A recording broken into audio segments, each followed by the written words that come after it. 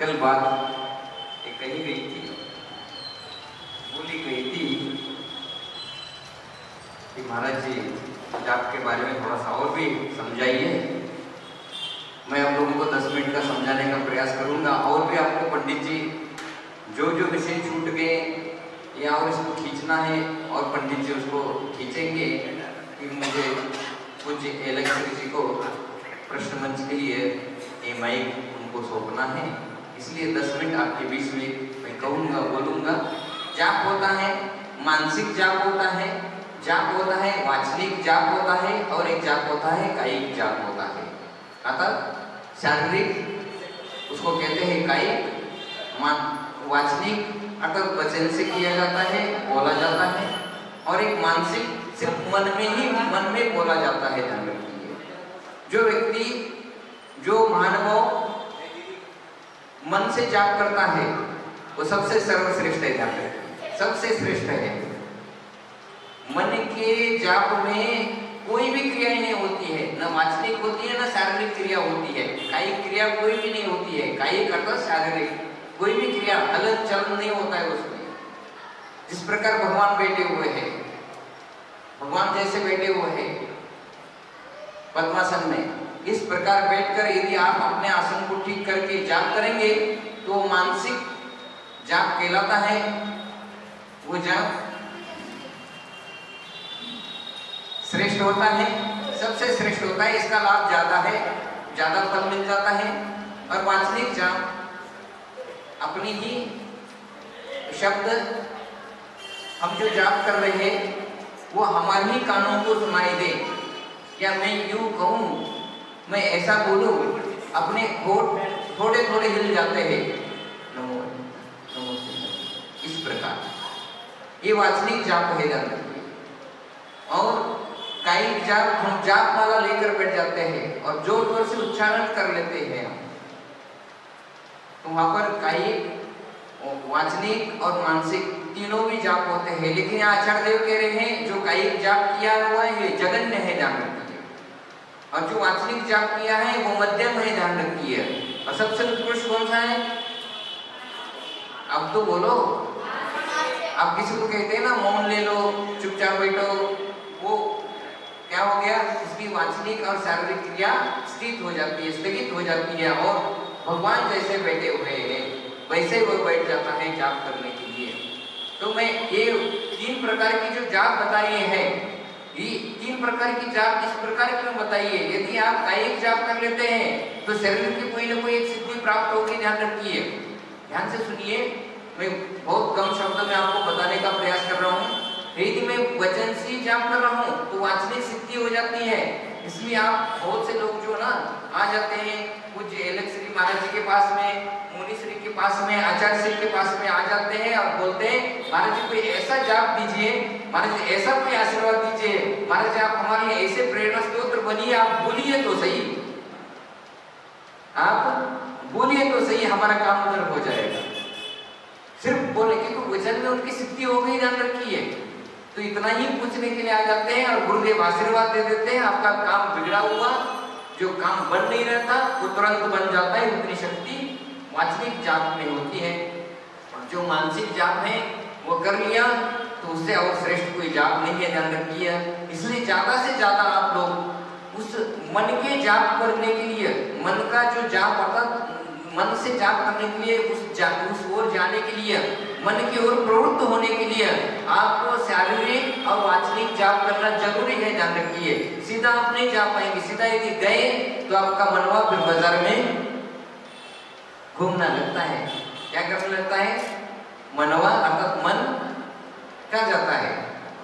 जाप करने के लिए बैठो। हमको सबसे ज्यादा शिकायत आती है महाराज जाप करने के लिए तो बैठते लेकिन मन ही देखिए कोई आज तक शिकायत नहीं किया महाराज हमारा वचन कंट्रोल नहीं है, शरीर अर्थात काय कंट्रोल नहीं, सब किसी ने नहीं शिकायत किया।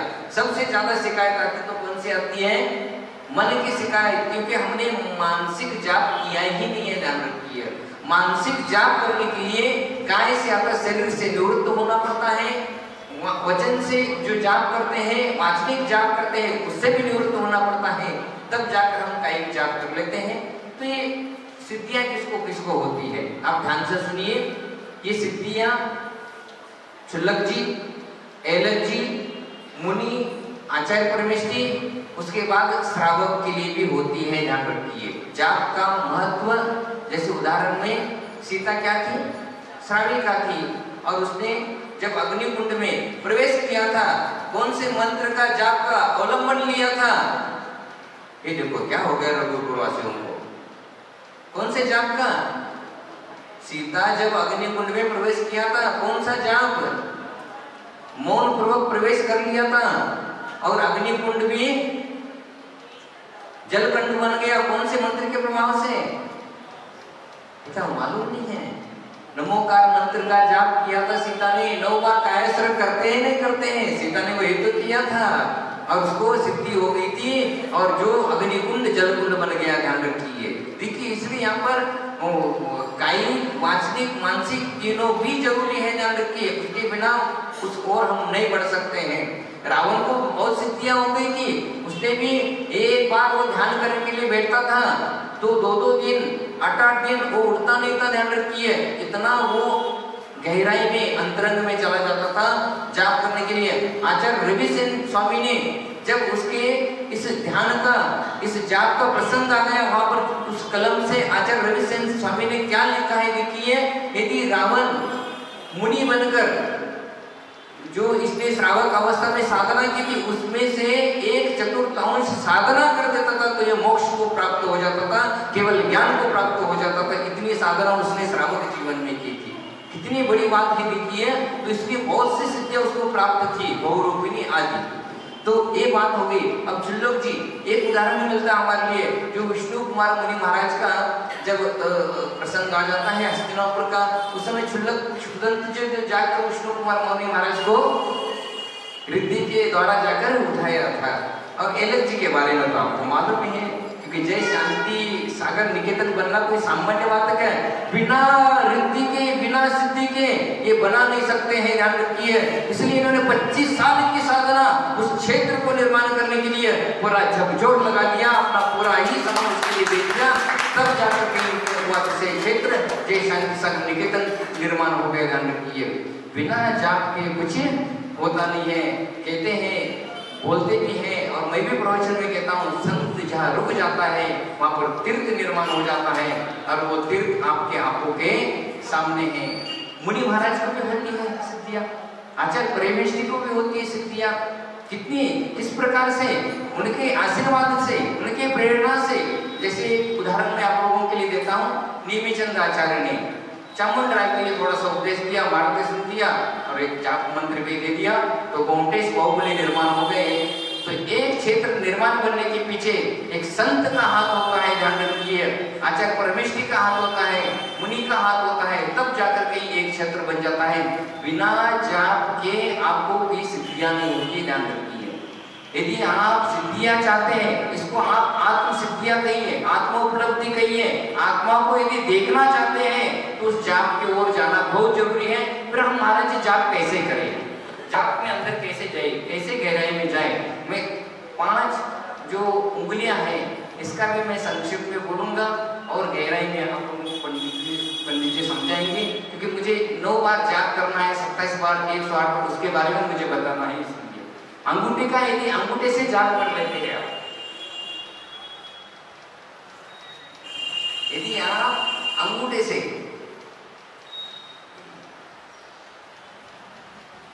ये अंगूठे सा अपनी ओर इस प्रकार, ये अंगूठे से जाप हो रहा है, ध्यान रखिए, ये अंगूठे के ऊपर है माला पूरा इस प्रकार। इसके लिए आचार्य देव कहते हैं मारण, अर्थात किसी प्रकार का कोई आपके ऊपर उपद्रव कर लेता है, उनको रोकने के लिए, अर्थात एक प्रकार का अभामंडल निर्माण हो जाता है, ध्यान रखिए। आप लोगों को मालूम है, श्रेणिक राजा यशोधर मुनि महाराज के ऊपर गले पर सांप डालने के लिए गए थे, तो वहां पर कुत्ते नहीं जा पाए, क्योंकि वहां पर एक अभामंडल निर्माण हो गया था। और तर्जनी है, अर्थात 2 नंबर की जो उंगली है, इसके ऊपर जाप करने से ताड़न, अर्थात कोई आपके ऊपर शक्ति चलाता है, अनेक प्रकार से दुविधा निर्माण कर लेता है, उस समय उसके परिहार के लिए बताया है, ध्यान रखिए। ताड़न अर्थात किसी प्रकार से आपके शरीर के ऊपर आघात पहुंचा जाता है, उसको रोकने के लिए है, ध्यान रखिए। और जो मध्यमा है, जो बीच के हैं वो मध्यमा है, ये जो है शांति के लिए है, ध्यान रखिए, शांति के लिए है। आप जाप तो करते हैं, लेकिन कौन से उंगली पर किस प्रकार करना, ये मैं आप लोगों के लिए संक्षिप्त में बता रहा हूँ। और जो अनामिका है, ये सिद्धि के लिए किया जाता है, देखिए सिद्धियों के लिए किया जाता है। और जो लास्ट में कनिष्ठा, इससे जाप करने से वशीकरण आदि इनके लिए किया जाता है। किसी को वश करना है तो उसके लिए ये जाप किया जाता है। महाराज जी ये तो हम हमारे आप बता दीजिए बस, लेकिन ध्यान रखिए, वशीकरण हम जाप करते हैं ना, हमारा संसार परिवर्तन बढ़ जाता है, ध्यान रखिए। मैं करने को किस प्रकार आप लोगों के लिए ये कहूँ, मैं ये कहना चाहता हूँ, तो वशीकरण आप करना चाहते हैं तो आप जो छोटी उंगली है उसके ऊपर कर यदि जाप कर लेते हैं तो आपकी ओर वशीभूत हो जाता है। अलग अलग प्रकार से आचार्य देवों ने बताया है। 9 बार जाप करने से, 27 बार जाप करने से, और 108 बार जाप करने से, 9 बार जाप करते समय पूरा कायस्वरूप पूर्वक करना पड़ता है, ध्यान रखिए। 9 जाप पूर्ण होने के लिए 27 बार श्वासोच्छ्वास को लेना पड़ता है और 27 बार श्वासोच्छ्वास को छोड़ना पड़ता है। श्वास लेने को, श्वास लिया आपने 27 बार, और 27 बार सांसों को छोड़ श्वास कर दिया। 27 बार में 9 बार नमोकार मंत्र का जाप होता है, ध्यान रखिए। गड़बड़ नहीं है, ऐसे गड़बड़ कर दिया फल की प्राप्ति नहीं मिलेगी। 9 बार भी जाप करते हैं तो 27 बार आपको श्वासोच्छ्वास, एक बार श्वास लेना नमोरियंतनम, एक बार श्वास छोड़ना नमो सिद्धानम, इस प्रकार आगे ध्यान रखिए, क्योंकि आप लोगों को ये मालूम है इस इसलिए इसकी ओर ज्यादा मैं नहीं जाना चाहता हूँ। मालूम है ना आप लोगों के लिए, है ना? नमो आयर्यानम को श्वास लेते समय, नमो वचैनम को श्वास छोड़ते समय, और नमो लोए श्वास लेते समय, और सगोसमनम श्वास छोड़ते समय। ये 3 बार हो गए। 9 गुना 3 कितना हो गया? हो गया ना? 27 श्वासोच्छ्वास पूर्वक एक गायस्वर किया जाता है। 9 बार नमोकार मंत्र का जाप किया, कहीं कहीं 27 बार नमोकार मंत्र का भी जाप किया जाता है, और कहीं कहीं 108 बार अर्थात एक माला बोलते हैं, एक माला भी जाप करते हैं। इसके लिए इसके पीछे मन वचन काय कृत कार्य अनुमोदना समरम समारंभ आरंभ और क्रोध मान माया लोभ, ये 4 कषायों को जोड़ के श्रावक के हाथ से 108 प्रकार के मानसिक वाचनिक और कायिक पाप होते हैं, उनको उनका निवारण करने के लिए, उन पापों को दूर करने के लिए हम कितनी माला करते हैं? करते ना? पापों का निवारण करने के लिए, विघ्नों को निवारण करने के लिए ये जाप माला इस प्रकार बताया है। तो यदि कहीं कहीं हम नमोकार मंत्र का पाठ रखते हैं, देखिए वहां तो वाचनिक हो जाता है, अर्थात वहां पर बोला जाता है, ध्यान रखिए, क्योंकि नमोकार मंत्र हम मन में करेंगे तो किसी को समझ में नहीं आएगा, लेकिन कम से कम उतना तो पुण्य बंद हो रहा है, ये समझना ध्यान रखिए। यदि उतना भी कर रहे हैं, कहीं कहीं घरों में 1 घंटा करते हैं, आधा घंटा करते हैं। पूज्य आचार्य चक्रवर्ती आचार्य श्री शांति सागर जी महाराज जी की परम पूज्य आचार्य श्री विद्यासागर जी महाराज जी की परम पूज्य आचार्य श्री वसुनंद जी महाराज जी की परम पूज्य मुनि श्री सकल तीर्थ जी महाराज जी की परम पूज्य लक्ष्मी विज्ञान सागर जी महाराज की सकल मुनि संघ की।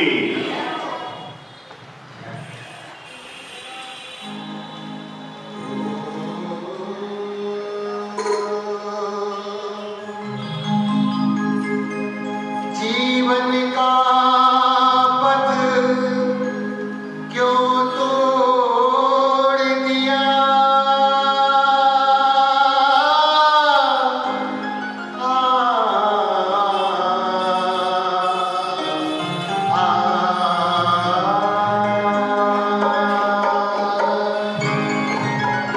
जीवन का पथ क्यों तोड़ दिया, हाय अकेला छोड़ दिया, जीवन का पथ क्यों तोड़ दिया, हाय अकेला छोड़ दिया, नैमी कहती राजुल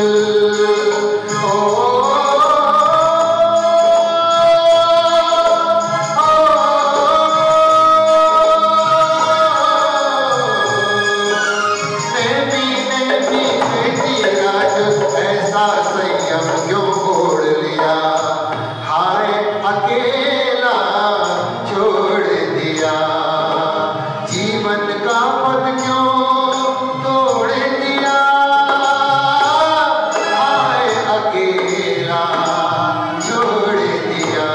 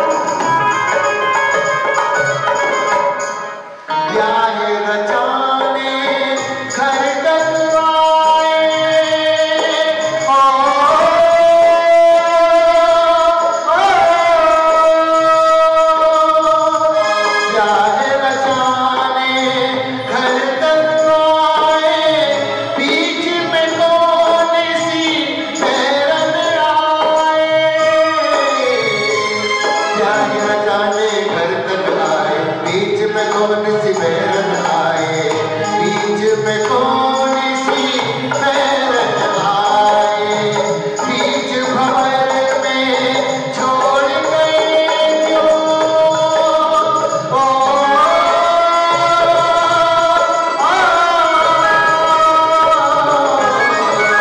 बीच भंवर में छोड़ गए क्यों, क्यों सपनों को मरोड़ दिया, हाय अकेला छोड़ दिया, हाय अकेला छोड़ दिया।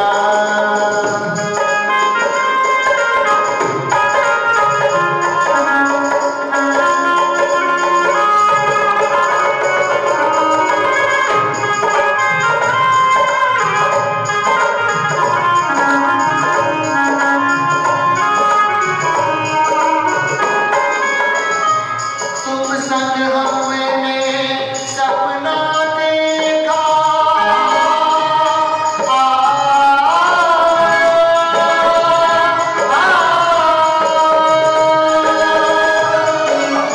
तुम संग हमने सपना देखा, ना आगे ना पीछे देखा, तुम संग हमने सपना देखा, ना आगे ना पीछे देखा, ना आगे ना पीछे देखा, मुझको स्वामी साथ में ले लो, ओ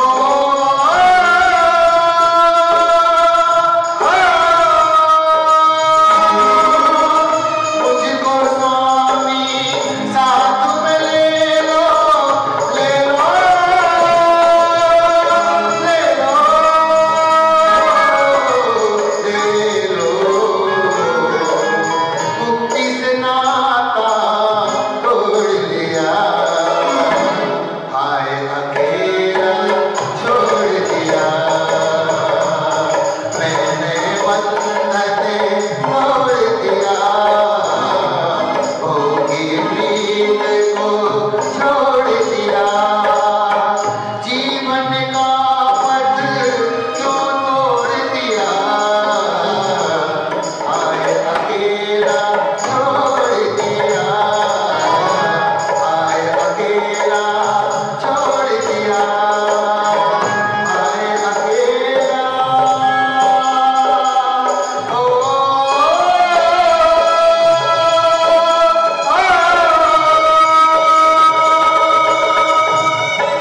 नैनी नैनी कहती राजुल,